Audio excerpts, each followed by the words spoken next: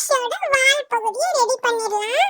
அதுக்குமே பாத்தீங்கன்னா ஒரு சின்னதா ஒரு குட்டியா இந்த மாதிரி ஒரு பால்ஸ் மாதிரி எடுத்து நல்லா உருண்டு பிடிச்சிக்கணும். நல்லா நம்ம சப்பாத்திக்கு உருட்டுற மாதிரி உருட்டு உருட்டு. அதுக்கப்புறம் இப்ப பாத்தீங்கன்னா ஃபிஷ்ஷுக்கு வால் ரெடி பண்ணிடலாம். அதுவுமே சின்ன உருண்டையா உருட்டிட்டு நல்லா லைட்டா தட்டிக்கணும். ஒரு ஓரத்துல பிரஸ் பண்ணி இப்போ ஹார்ட் ஷேப் மாதிரி வந்துருச்சுல, இதுல லைட்டா இந்த மாதிரி ஒரு லைன் போட்டுக்கலாம். அப்பதான் வந்து நல்ல வால் மாதிரி இருக்கும். ஃபிஷ்ஷோட வால் மாதிரி ரெடி ஆயிடுச்சா? இப்போ பார்த்தோன்னா நம்ம ஃபிஷ்ஷோட தூண்டல் ரெடி பண்ணோம். ரெண்டு சைடு ஒரு ரெண்டு செதில் வரும் பார்த்தீங்களா, அதை ரெடி பண்ணிடலாம். இந்த மாதிரி லைட்டா உருண்டை பிடிச்சிட்டு அதையே ப்ரெஸ் பண்ணி இந்த மாதிரி லைன் போட்டோம்னா ரெடி ஆயிடுச்சு. இப்போ ஒரு குட்டியா ஒரு ஐஸுமே வச்சிடலாம். அவ்வளோதான், நம்மளோட red colour fish ready. Okay, நாங்கள் ரெடி பண்ணிட்டோம். அடுத்தது செகண்ட் டீம் பண்ண போறாங்க. இவங்க என்ன பண்ண போறாங்க